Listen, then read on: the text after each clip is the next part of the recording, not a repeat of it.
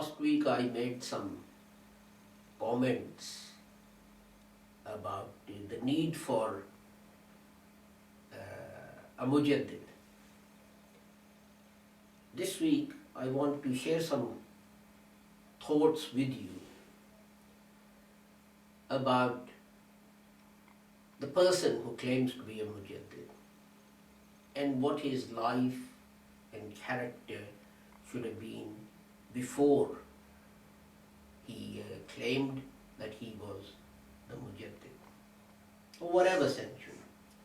Mujaddid means a reformer, a person raised by Allah to correct certain beliefs or practices which have become prevalent amongst Muslims in general, and to defend Islam.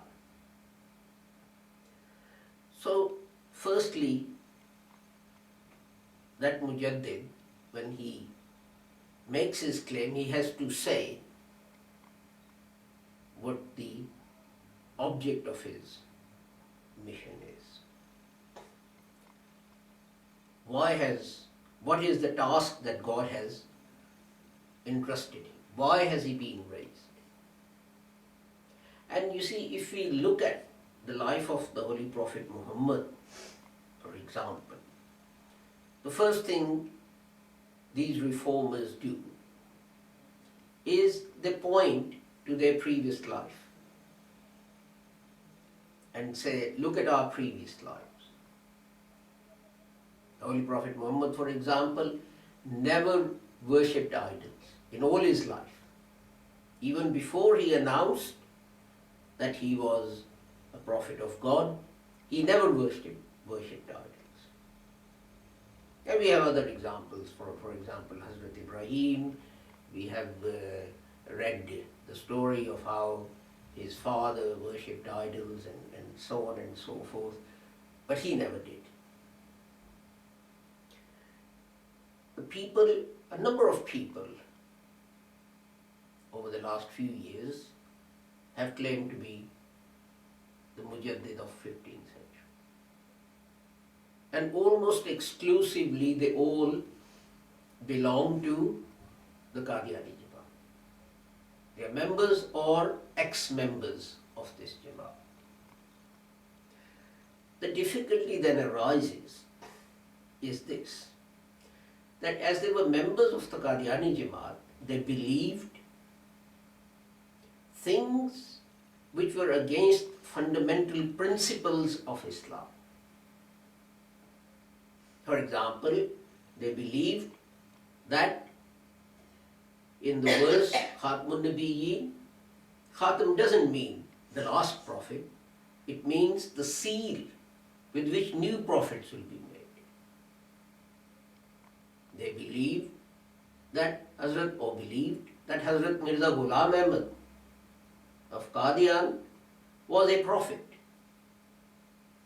They believed that anyone who does not take the pledge to join the Qadiani Jamaat is a kafir and outside the pale of Islam.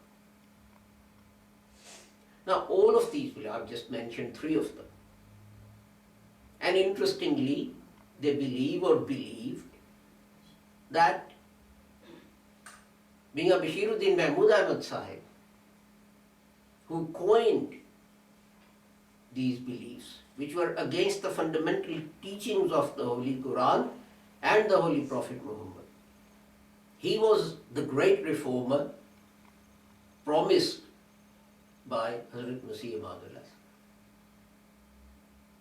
Now, how can you believe that a person who coins these beliefs can be a great reformer? They took his or his Jamaat's pledge, the baiat. They offered obedience to the Qadiani Khalif in whatever he might say or he might do. Now when such a person comes to us and says he is the Mujaddid of the 15th century, it's very hard for us to believe. And there are gentlemen in Canada, there's one in Germany, there's one in Scotland, one in Mauritius, and there was one in Pakistan, now located elsewhere. But the point is, so that there are 4 or 5 of these competing mujaddids. But the point is this: a mujaddid comes to reform us.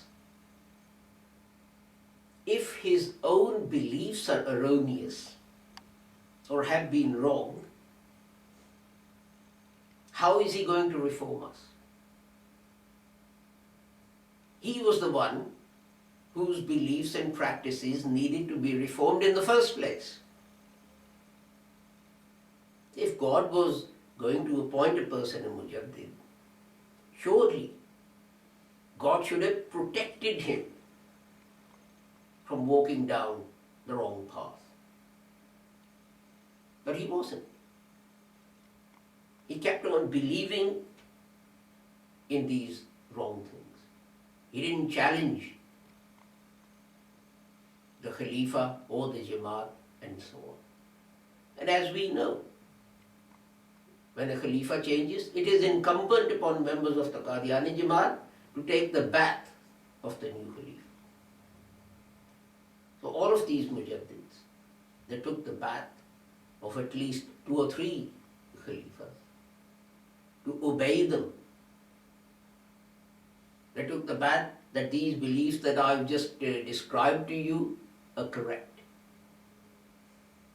A mujaddid or a prophet, he cannot hold wrong beliefs in fundamental things. There may be peripheral matters on which one sees established by his work and by God's command that he is told that the traditional views of Muslims upon some things are wrong, and then he corrects them. But as I said, this will be about peripheral matters, but not about fundamentals of Islam. And one of the very fundamental principles of Islam is that the Holy Prophet Muhammad sallallahu alaihi wasallam was the last prophet, period. There's no question of law-bearing or non-law-bearing. He was the last prophet. End of story. No prophet will come after him. Now someone who believes that new prophets can come